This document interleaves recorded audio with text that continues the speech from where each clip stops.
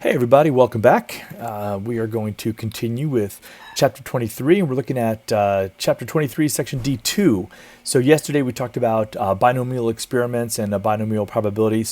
And today we're going to take that a little bit further. We're going to look at the binomial probability distribution function in our calculator. We're going to be using the TI-84. So if you don't have one, if you want to go ahead and grab it, hit pause on the video and get your calculator. If you don't have a TI-84, then follow along, and I'll actually link to a website where you can do these exact same calculations with a little online calculator. But I'll put that up on eCampus for you to find as well.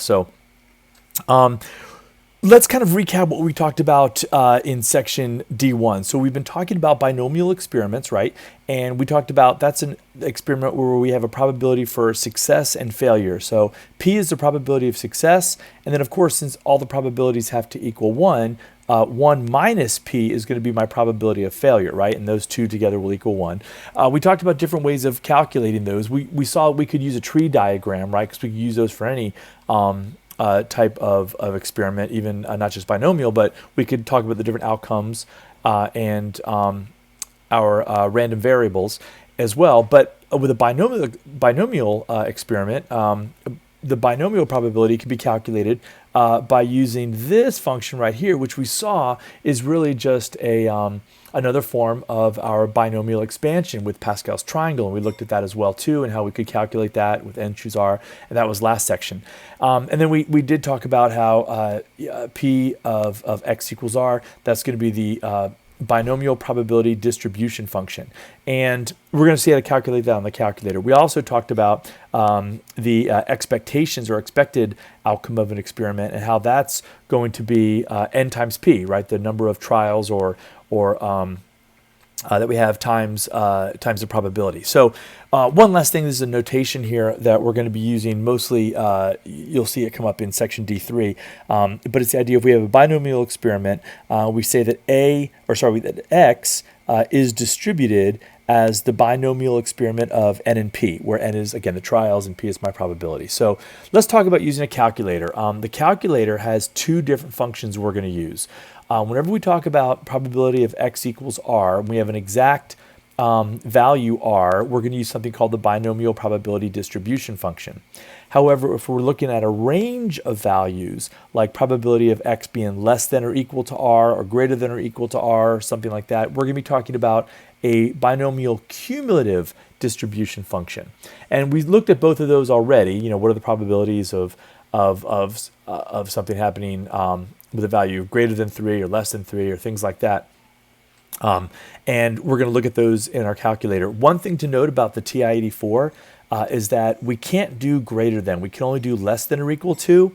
So what we're going to have to do, since we already saw, we talked about it up here, about success and failure being P and 1 minus P, right?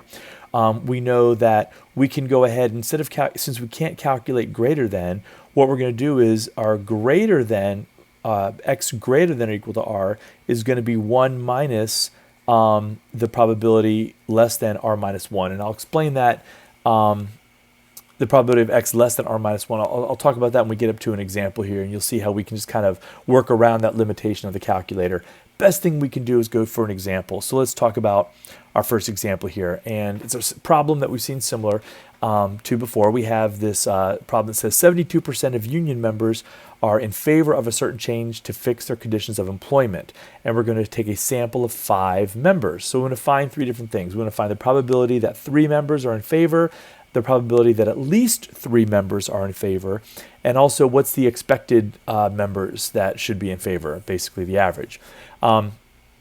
Let's start with part A. So part A, we want to find the probability that 3 members are in favor. So what do we need first? Well, we could do it by doing a tree, and we could do it also by using this formula up here that we talked about yesterday, which was the formula with n choose r and p to the r and 1 minus p to the n minus r. It's the binomial expansion. But let's use our calculator and let's determine certain values. So first of all, what's n going to be? N is going to be the number of trials, right? So in this case, we are taking 5 members. So we're going to say n is equal to 5, right? And then what are my possibilities for my random variable? What is x going to be? Well, how many of them are going to be in favor of this condition? Well, it could be 0, could be 1, could be 2, 3, 4, or 5, right? Can't be anything other than those. Those are my possibilities for x. And then what's the probability that someone is going to be in favor of this? What's my probability of success? Well, it's 72%, or as I'm going to write it, 0.72. And that's what we're going to use to calculate our minimal or our binomial probability distribution function. So we've got those values. As we saw yesterday, we could rewrite this, right? We could say, so I'm looking for the p of x equals 3, right? And we know that's going to be equal to what we talked about yesterday, right? 5 choose 3, and of the probability is 0.72 raised to the third power, and then 1 minus 0.72, which is 0.28, raised to the n minus r, so it's going to be our n minus x, so it's going to be 2. And then we have that function that we could work out and calculate that like we did yesterday using our binomial expansion to find exactly when x equals 3. However, let's look at the calculator and what we could do in our calculator here. So here are the instructions for a TI-84. So what you're going to do on a TI-84, and again, I'll post up a link to an online calculator that can do these as well. But I want you to press second and then the vars key. The vars key is near the clear button there. So it's also, you're going to press second, and the vars key is also highlighted above it with DISTR. And we'll press that, and then there's a series of selections, and I want you to scroll down past the numbers to selection 8, which is, it says binom PDF. That stands for binomial probability distribution function, and we're going to press enter on that one. And then you should get a little window that looks like this. And it says trials, p, and x value. So what are our trials? Well, that's our n value, right? So up here we have n is equal to 5. So we're going to put a 5 into there. For our probability, we said it's 72%. So we're going to put 72. And then for my x value, we're looking to see when x is equal to 3, right? So let's put in x equals 3. And then we're going to arrow down so that your cursor is on this paste button after you do all that. And let me put my values in here. X value is 3. And then I'm going to hit paste, and then it should show up on this line. Once you press enter, it should say binom PDF parentheses, and it should have 5 and comma 0.72 comma 3. And when you press enter, it's now going to display the answer, and the answer is 0.296, whoops, 0.292626. Can't read my calculator tonight. So what does that tell me? About 29% probability that exactly 3 people, right, are going to be in favor of this changes. And that's how you use your calculator for it. So let's look at part B. So that was part A, that exactly 3 are in favor. Part B says, what about the probability that at least 3 members are in favor?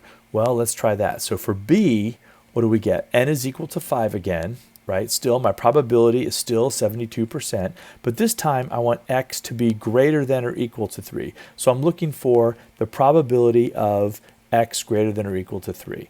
So that's when, remember, we said x could be 0, 1, 2, 3, 4, and 5. But remember I said the calculator, the TI-82, does not do greater than or equal to. So I'm looking for the probability of these, right? Greater than or equal to 3. Since it doesn't do that, what I'm going to have to do is I'm instead going to find what's the probability of it being less than or equal to 2.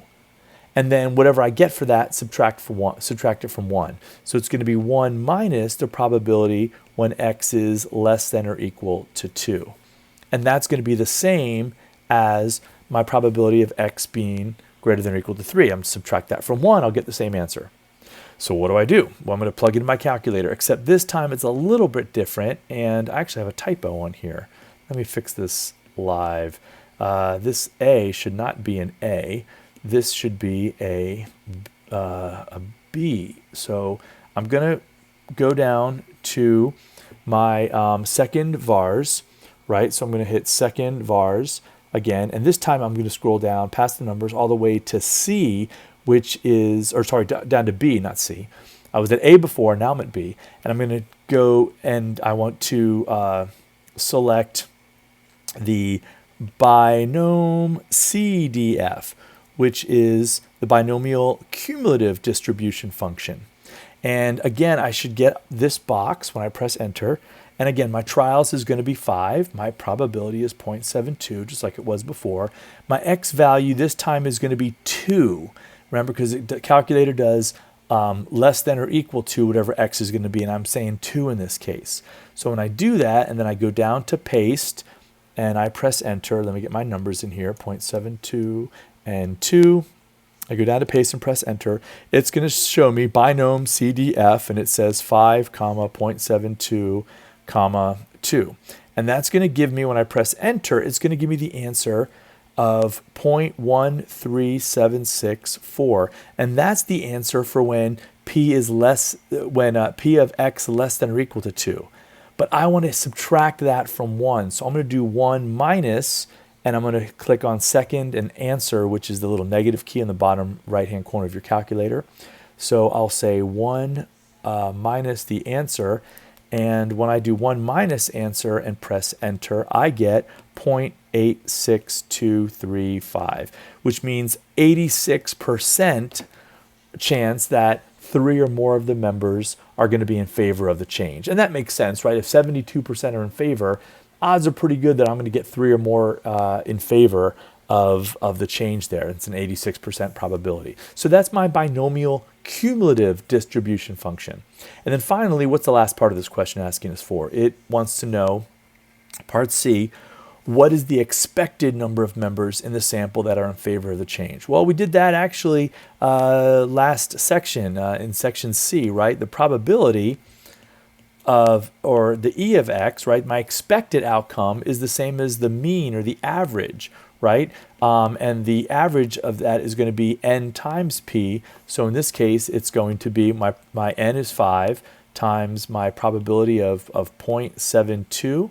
And if I multiply that out, I'm going to get approximately 3.6 members, right? So now you can't obviously have a 0.6 of a member, but if you were to ask 5 people, any 5 people out of that group over and over again, you'll have an average of 3.6 of them saying that they approve of this change in working conditions. And that's my average over trials over and over again. And there's the binomial distribution and cumulative distribution functions using the TI-84 calculator. And again, I will have a link on eCampus that you can find an online calculator that does the same. So here's what I'd like you to do for section 23D2, numbers 2, 4, and 8. And again, if you have any questions, please don't hesitate to ask in the comments or send me an email. Some of you are really good about asking comments, got a few emails, seems like we worked things out pretty well. Go ahead and do that, and then of course post your assignment on the assignments tab in eCampus. And if you have any questions, please don't hesitate to ask. Take care, and I'll talk to you next time.